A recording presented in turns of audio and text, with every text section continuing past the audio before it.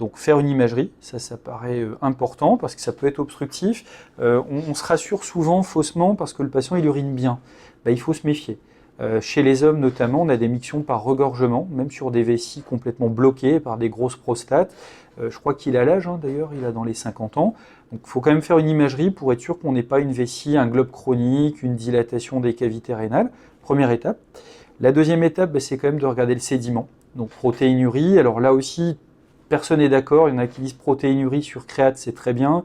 D'autres albuminurie sur créate, le fameux RAC. Moi, je pars du plus généraliste en général au plus spécialisé. Donc je commence par la protéinurie. Si elle est normale, je ne vais pas chercher plus loin. Et si elle est pathologique, effectivement, je demande un typage de la protéinurie et je vois si c'est de l'albumine, si c'est du benzone, si c'est autre chose. Donc pour moi, je dirais qu'une protéinurie sur créate, c'est très bien. Ça donne déjà une très bonne indication. Et puis, je fais quand même une prise de sang de contrôle, ne serait-ce que pour voir comment évolue la tendance sur quelques jours. Et ça permet de compléter un peu le bilan avec un ionogramme, voir s'il n'y a pas de trouble de la kaliémie, de troubles électrolytiques inquiétants. Une NF, là aussi, pour voir un petit peu si on a une anémie aiguë, si on a d'autres signes.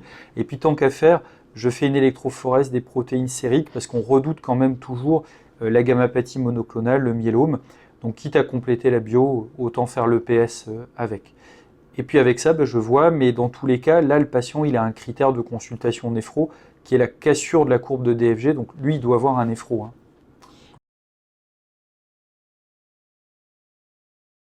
Maintenant, tout le monde s'accorde pour dire qu'il n'y a plus besoin des urines des 24 heures. Le seul cas où on le fait encore, c'est dans les consultations lithiase, mais ça, c'est vraiment des cas à part, ou pour voir le sel. Si le patient mange trop salé, ça peut être utile d'avoir la natriurèse, mais sinon, on ne s'embête plus avec les 24 heures. Un pipi du matin au réveil, c'est très très bien. Rapport protéines sur créate, quitte à faire un ECBU aussi, ça permet de voir s'il y a une hématurie ou une leucocyturie, et c'est parfait. La protéinurie est un facteur indépendant de mauvais pronostics pour le rein. C'est-à-dire que quelqu'un qui aurait 32 DFG n'aura pas du tout le même risque d'évolution de la néphropathie s'il n'a pas de protéinurie et s'il a une protéinurie. Alors on peut la classer en 3 stades, il y a 0, 1 et 2. 0 c'est absence de protéines, même de possiprotéinurie, possialbuminurie, il y a plusieurs terminologies.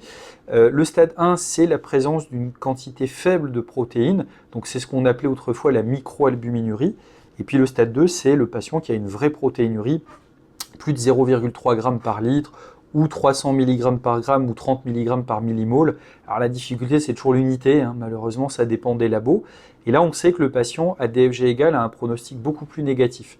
Donc, d'où l'importance de voir, parce qu'encore une fois, si on revient à l'âge, un petit grand-père ou une petite grand-mère qui a 45 de DFG, on ne va pas l'embêter à aller voir un néphrologue, sauf s'il a une protéinurie importante, parce que là, effectivement, il est à plus haut risque d'évolution défavorable.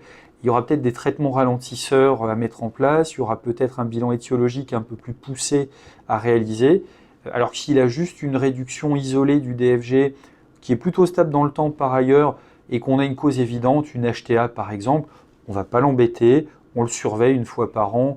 Au cabinet de médecine générale, il n'a pas besoin de voir le spécialiste.